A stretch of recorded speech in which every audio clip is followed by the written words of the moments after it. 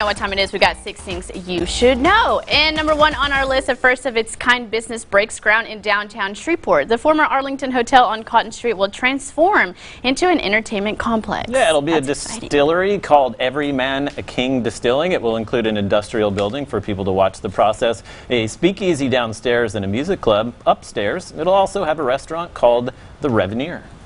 I think that this was the last chance for this cool building. The Arlington Hotel is about 100 years old. It was not in good shape. Had Lindsay and her husband not come along, I don't know that we would have this building for the future. So I'm super excited about our history becoming part of our future.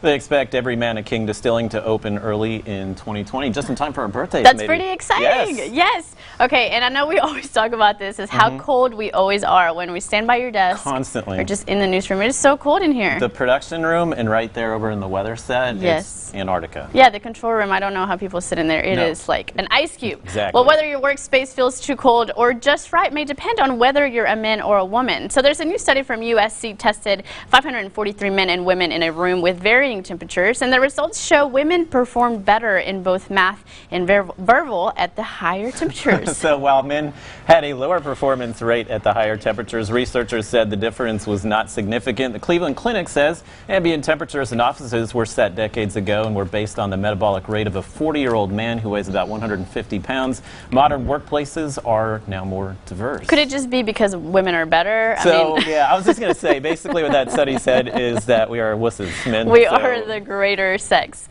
And HPV is the most common sexually transmitted infection, and the human papillomavirus vaccine has new guidelines, with more age categories being advised to get the preventative. Yeah, CDC voted Wednesday to recommend men get the vaccine through age 26. That mirrors the age advised for women. Children should still start receiving doses around 11 or 12. HPV often spread through sex and can lead to 6 cancer types. And Josh, I think I know the answer to this question, but what's your favorite fast food restaurant? I'm going to go, honestly, it's probably like Wendy's or Whataburger right now. Yeah. Okay, I thought I knew the answer to that question. I apparently didn't. Chick-fil-A. That's yours. Don't put your words into my mouth. That is definitely Fernandez. It is my favorite. Well, it turns out that Chick-fil-A is once again America's favorite fast food restaurant, taking top honors in customer satisfaction 4 consecutive years in a row. That's according to a survey by the American Customer Satisfaction Index based on the results from 23,000 customers. Be honest with me, when was the last time you went? 2 days ago. That's pretty good. That's pretty good. That's pretty 2 days. I'm gonna go today though. Yeah, gotta mix it up. Chick-fil-A scored a 86 out of 100 points. That's 5 points above its closest competitor, Panera Bread, which scored an 81 out of 100. Among burger chains, McDonald's came in last with a score of 69. I love Chick-fil-A. Yeah. And have you ever heard that sitting is the new smoking?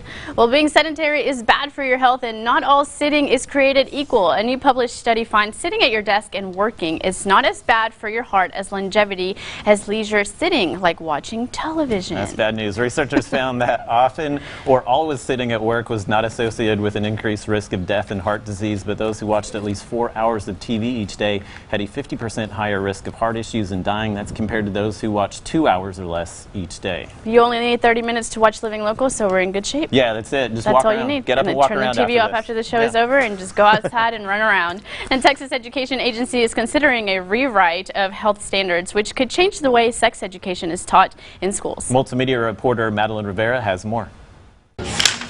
They have 8 ways to prevent STDs. Not one mention of condoms in those 8 suggestions, but they do say you should get plenty of rest. But soon, more information on preventing sexually transmitted diseases could be part of Texas sex education, along with topics like sexual risk reduction methods or contraceptives and healthy relationships. Oh my goodness, is it about time that Texas come into the 21st century. Education Commissioner Mike Morath included the recommendations in his health standards review. If approved, this would be the first change in more than 20 years.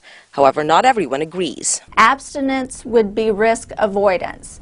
We don't educate our children to drink safely or to do drugs safely. Alice Lenahan believes parents should choose how sex education is taught. It's a dangerous place to go. They lose their rights as parents to decide when and how their children should be taught about sex education. A 2017 Texas Freedom Network report shows 8 out of 10 public schools teach abstinence only or don't teach sex education at all. Meanwhile, Texas ranks 4th in the nation for teen births, with more than 30,000 pregnancies in 2016.